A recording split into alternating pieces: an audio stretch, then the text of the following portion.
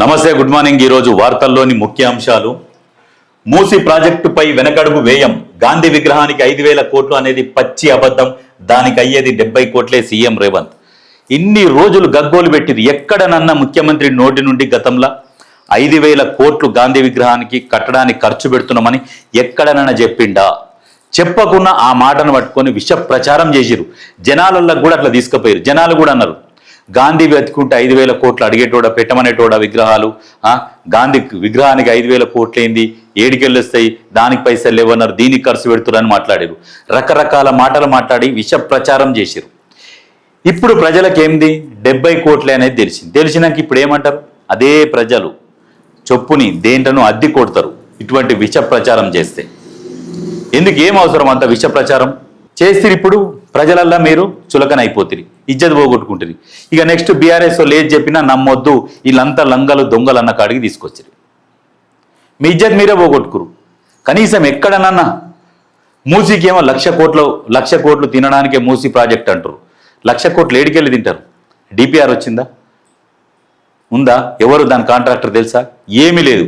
ఏంటంటే ఇట్లా ప్రచారం చేయాలి, ఇంకా దాని టెండర్లు విలువ లేదు, ఏం లేదు, ప్రచారం చేస్తున్నారు.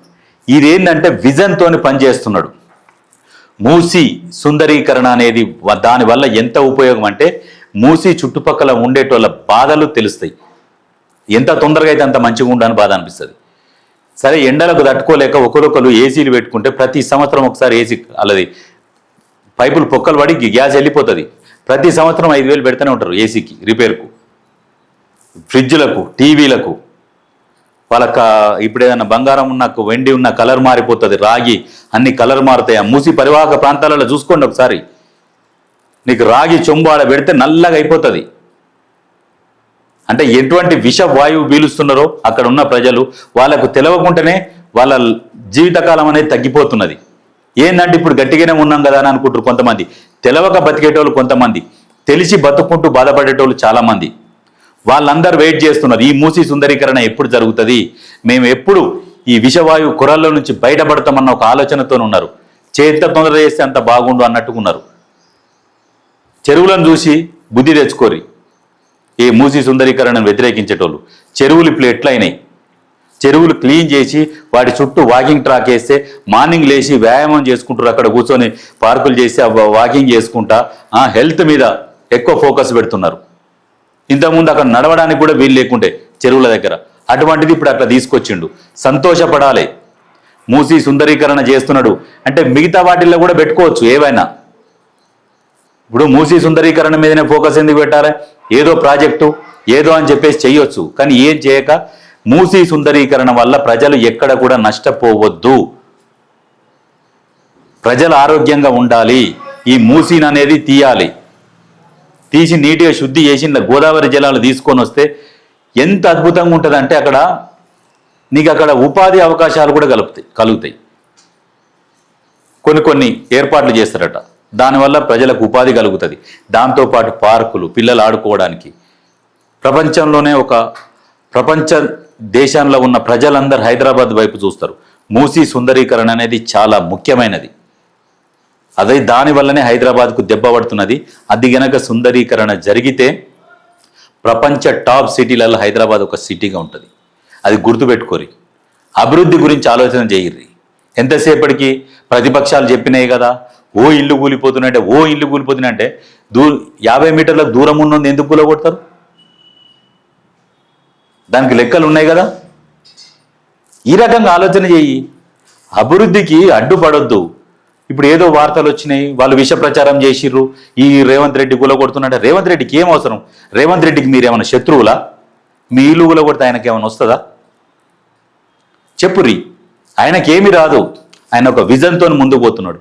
కొన్ని ఒక పనులు మొదలు పెట్టుకున్నప్పుడు, కొన్ని మంచి పనులు మొదలు పెట్టుకున్నప్పుడు కొన్ని జరుగుతాయి నష్టాలు, వాటిని భరించాలి. ఆ నష్టం కూడా జరగకుండా ప్లేస్ అంటే ప్లేస్ ఇస్తా, కట్టుకోవడానికి మీ బ్యాంక్ అకౌంట్లలో డబ్బులు వేస్తా అని కూడా క్లియర్గా చెప్తున్నాడు. మీకు మన అపార్ట్మెంట్ దగ్గర ఒక అపార్ట్మెంట్ కూలిపోతుంది అని చెప్పేసి గగ్గోలు పెడుతుంటే వాళ్ళకి క్లియర్గా చెప్పిండు, మీది ఎన్ని ఎకరాలు ఉన్నది ఈ ప్లేస్, అన్ని ఎకరాలు మీకు ప్రభుత్వ భూమి వేరే దగ్గర ఇస్తాము, దానికి కట్టుకోవడానికి అయ్యే ఖర్చు మీ అసోసియేషన్ ఉంటుంది కదా, మీకు డివైడ్ చేస్తాం, మీకు నచ్చినట్టు మీరు కట్టుకోరు, లేదా ఇటువంటిది మేమే కట్టి మీకు ఇస్తాం అని అంత క్లియర్గా చెప్పినాక ఇంకేంది, ఇంకెవరు చెప్తారు? ఏ ప్రభుత్వం అని ఇంత నీట్గా చెప్తుందా? ఆలోచన చేయర్రి. ఎంతసేపటికి అడ్డుకుందామని కాదు. పేదల జీవితాలతో ఎవరు రాజకీయం చేయొద్దు. నగర అభివృద్ధికి ఆటంకం కలిగిస్తే ఎవరిని ఉపేక్షించం. ఎస్, మూసి ప్రక్షాళనపై జర్నలిస్టులు వాస్తవాలను రాయాలి. Print media, electronic media authorities ఉన్నాయి, complaining authority to examine their news and their views. Social మీడియాకు లేదు.